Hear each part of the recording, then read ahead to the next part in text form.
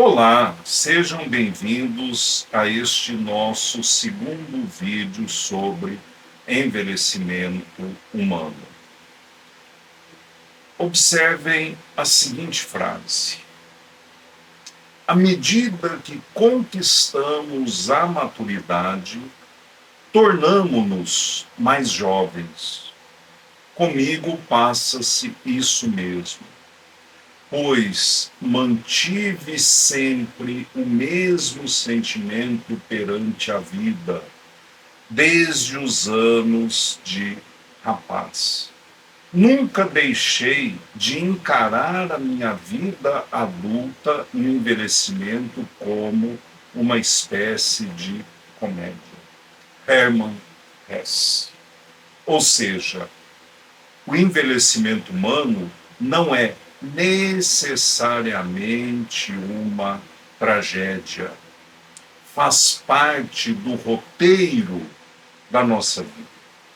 Nos ajuda a refletir sobre uma das principais características da humanidade: a vulnerabilidade.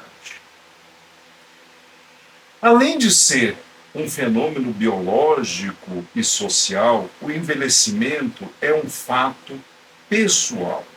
É a pessoa, é o indivíduo que envelhece. É ele quem vivencia esse processo. E cada sujeito e cada pessoa vivencia o envelhecimento de forma diversa. Vamos falar um pouco sobre as características do envelhecimento. Uma das características do envelhecimento é que ele é variável entre os diversos indivíduos de uma mesma espécie. Então, indivíduos de uma mesma espécie envelhecem de forma diferente. Segunda característica: é variável entre os sistemas em um mesmo indivíduo. Quais sistemas? Sistema respiratório, circulatório, muscular, nervoso, digestório, sensorial, endócrino, excretor, urinário, esquelético, etc., né, em um mesmo indivíduo. Ou seja, nós podemos ter sistemas que envelhecem mais que outros sistemas. E isso é variável entre indivíduos de uma mesma espécie. As mudanças que ocorrem no envelhecimento são deletérias, ou seja, reduzem a funcionalidade. São progressivas, ou seja, são estabelecidas gradualmente. Então, essas mudanças ocorrem de forma gradual e reduzem a nossa capacidade funcional. São intrínsecas, ou seja, o ambiente tem uma forte influência sobre o aparecimento e a velocidade dessas mudanças que caracterizam o envelhecimento, apesar de que o ambiente não é a sua causa direta. As mudanças no envelhecimento também são universais dentro de uma mesma espécie. Vamos falar agora de algumas mudanças fisiológicas características do envelhecimento. Então, durante o processo de envelhecimento, nós temos o quê? Uma diminuição de massa muscular, uma diminuição da força, do equilíbrio e da agilidade motora. Tais fatores contribuem, por exemplo, para o aumento do risco de queda entre idosos. Temos o quê? Um aumento na descalcificação dos ossos, aumentando assim o risco de fraturas. Temos a compressão das vértebras, o desgaste progressivo das articulações, o que aumenta o risco de artroses dolorosas e não raras vezes incapacitantes. Temos a diminuição da potência cardíaca e da capacidade respiratória, o que faz com que idosos se cansem com mais facilidade e sucumbam mais precocemente a situações de esforço e de estresse. O aparelho digestório também sofre alterações, as quais podem condicionar, ou seja, limitar a dieta do indivíduo. Temos, em muitos casos, perda dos dentes, digestão mais lenta, dificuldades em termos de absorção de determinados nutrientes e assim por diante. Por exemplo, podem ocorrer alterações também na tireoide, na hipófise, no pâncreas, nas glândulas adrenais, testículos, ovários, e assim por diante. No sistema urinário, podem ocorrer alterações no funcionamento da bexiga, os quais podem provocar episódios de incontinência urinária ou retenção de urina.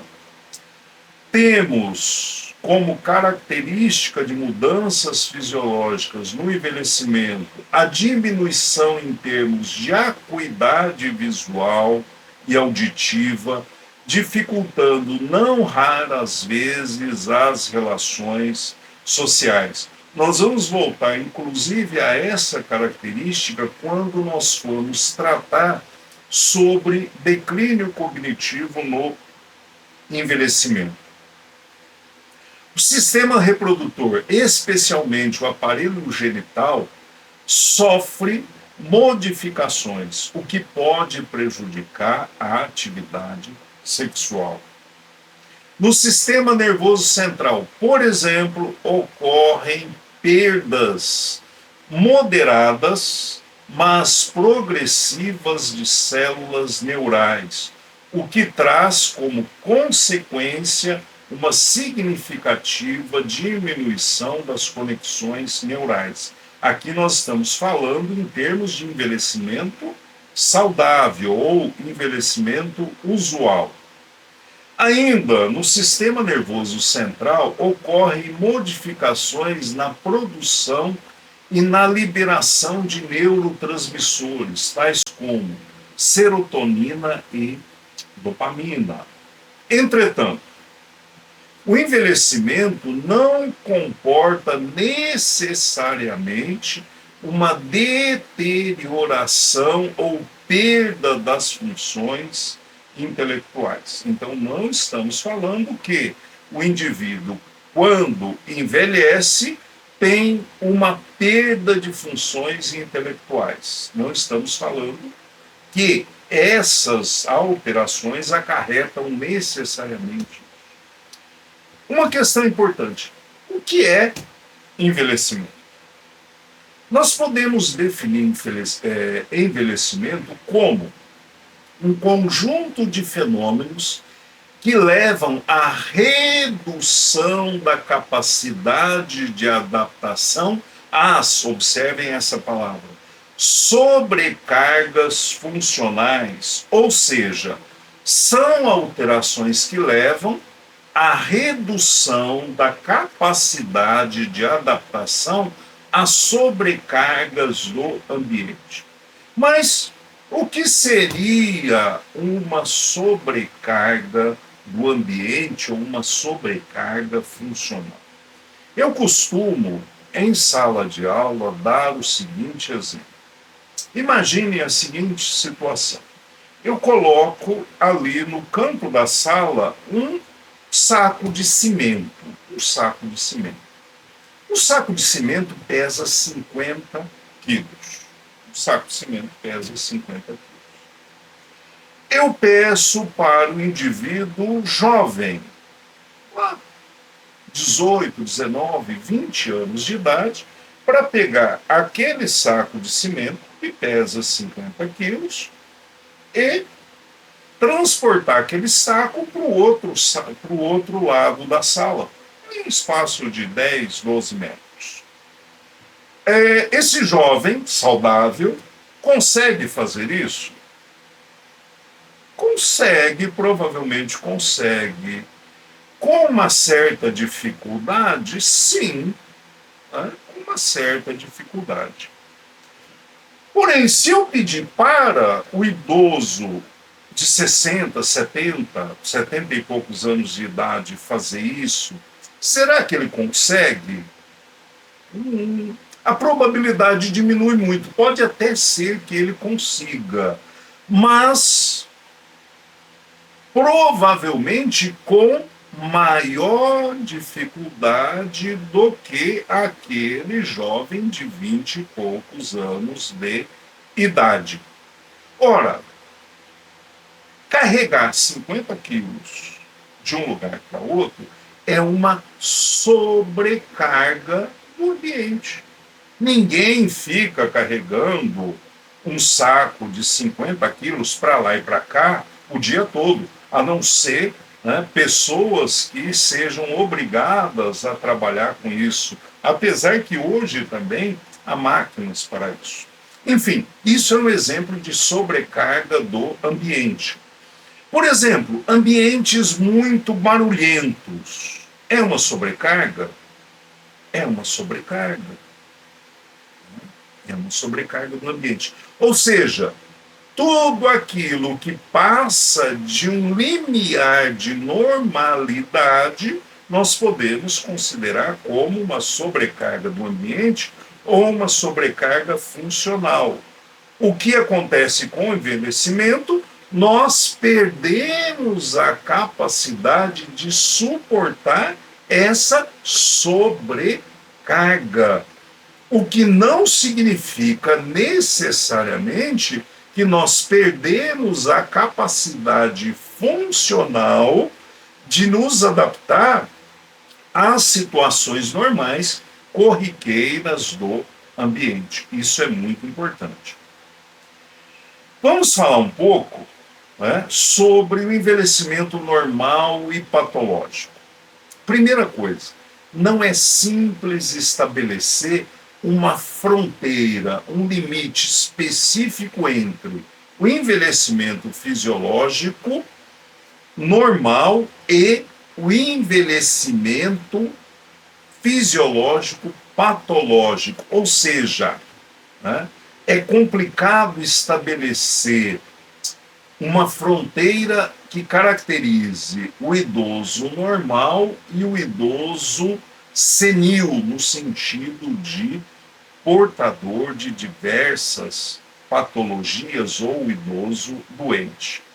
Mas vamos observar, vamos ver alguns conceitos, né, para a gente compreender o que é envelhecimento. O primeiro conceito sobre envelhecimento é um conceito jurídico. O conceito jurídico de envelhecimento leva em consideração o fator cronológico e não o fator funcional. Então, conforme o conceito jurídico, né, 60 anos ou mais nos países em desenvolvimento e 65 anos ou mais nos países desenvolvidos são o quê? São o limite para estabelecer se o indivíduo é idoso ou não. Os muito idosos, né, nos países em desenvolvimento são os indivíduos a partir de 80 anos de idade, desculpe, e nos países desenvolvidos a partir dos 85 anos de idade. Agora, outra pergunta. Nós envelhecemos todos igualmente? De certa forma, nós já respondemos essa pergunta lá no início desse vídeo, quando nós dissemos que o envelhecimento é variável entre os indivíduos de uma mesma espécie. Mas observem as duas imagens. Observem as duas imagens. A imagem da senhora e a imagem do senhor. Eu pergunto para vocês, quais desses dois indivíduos é o mais velho? Qual desses dois indivíduos é o mais velho? Provavelmente vocês vão responder que a senhora é mais velha. E eu lhes digo que não, que é o contrário. Essa senhora tem 62 anos de idade e esse senhor tem 91 anos de idade, ou tinha. Então, envelhecemos todos igualmente? É claro que não. É claro que não. Assim, devemos considerar que envelhecimento não é sinônimo de sofrimento ou de doença. Envelhecimento não é sinônimo de sofrimento ou de doença. Tanto que nós temos diversas pessoas idosas que estão em plena atividade intelectual e atividade profissional. Importante dizer que não há uma definição universal para velhice. Ela começa bem mais cedo, sei lá, na Guiné-Bissau do que na Grã-Bretanha, por exemplo. Então, vai depender de uma série de fatores. Vamos falar agora um pouco sobre pesquisas e abordagens sobre o envelhecimento. São muitas as pesquisas e as abordagens acerca do envelhecimento. Inclusive, no nosso laboratório, nós trabalhamos, e é uma das questões centrais das nossas pesquisas, a questão do envelhecimento. Porém, todas as abordagens, sejam elas abordagens das áreas de biomédicas, abordagens das áreas sociais, entre outras, apresentam limitações, pois nós temos algumas dificuldades que envolvem as pesquisas em envelhecimento, inclusive quando nós trabalhamos com modelos animais. Entre essas dificuldades, nós temos uma que nós já citamos. Envelhecimento ou velhice não tem uma definição clara e de aceitação geral entre os membros da comunidade científica. A testagem das teorias demanda alto custo e técnicas sofisticadas, inclusive quando trabalhamos com modelos animais. Nós temos o problema do controle de variáveis. Então, quando nós trabalhamos com indivíduos idosos, por exemplo, seres humanos idosos, as variáveis envolvidas são enormes. Por quê? Os idosos são muito diferentes em termos dessa amplitude de variedades, ou seja, viveram ambientes diferentes, situações diferentes, histórias diferentes, tem histórico de saúde diferente, histórico cultural diferente e assim por diante. Então, tudo isso leva a quê? Leva a uma dificuldade no controle dessas variáveis para efeito de comparação entre esses indivíduos. E, pegando uma coisa bem simples, né, em relação a esse problema. Por exemplo, no Brasil, o indivíduo de 60, 65 anos de idade é considerado idoso. O indivíduo de 80 anos de idade, 85 anos de idade, também é considerado idoso. Só que observem que entre o grupo de 60, 65 anos e o grupo de 80, 85 anos, há uma diferença de 20 anos. De 20 anos. Imagine se eu trabalho com populações jovens, uma diferença de 20 anos. É muita coisa. É muita coisa, são muitas variáveis envolvidas nessas diferenciações. Isso que nós pegamos uma coisa bem simples. Outra dificuldade. Né? O envelhecimento envolve aspectos complexos, multifatoriais, que vão desde os aspectos relacionados à fisiologia até os aspectos sociais, aspectos culturais desse indivíduo. Tudo isso dificulta as pesquisas em relação ao envelhecimento e, consequentemente, a se chegar a conclusões realmente, podemos assim dizer, concretas ou conclusões com um grande lastro de confiabilidade. Então, tudo isso dificulta as pesquisas em relação ao envelhecimento. Saindo dessas dificuldades e passando um pouco para a questão social que envolve o envelhecimento.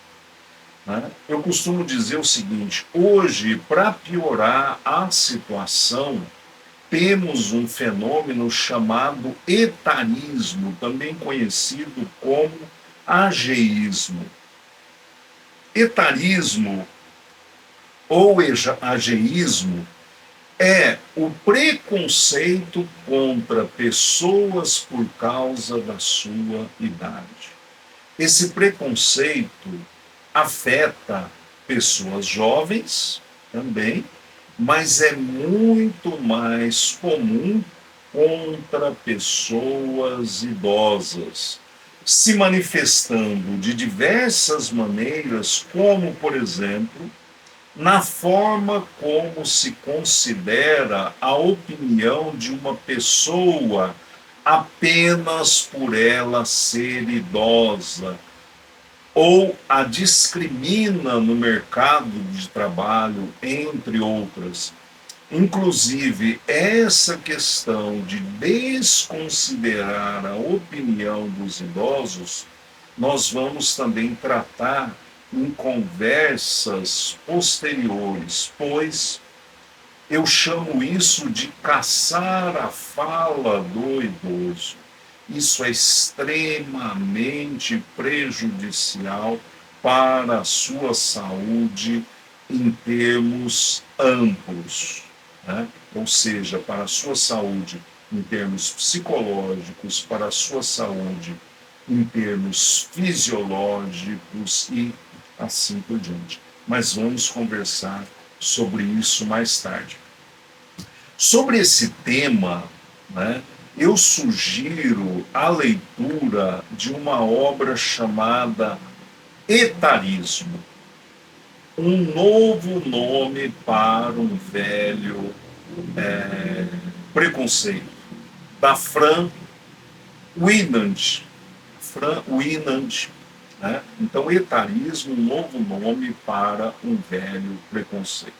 Sobre todas essas questões que envolvem etarismo, abordagens do envelhecimento e assim por diante, eu quero dizer o seguinte, que o mais interessante é que muitas teorias, além de serem extremamente controversas, trazem no seu bojo a concepção de que envelhecer é algo ruim. algo que necessariamente traz consequências nefastas, consequências catastróficas para o ser humano. Até parece que estamos perdendo o direito de envelhecer.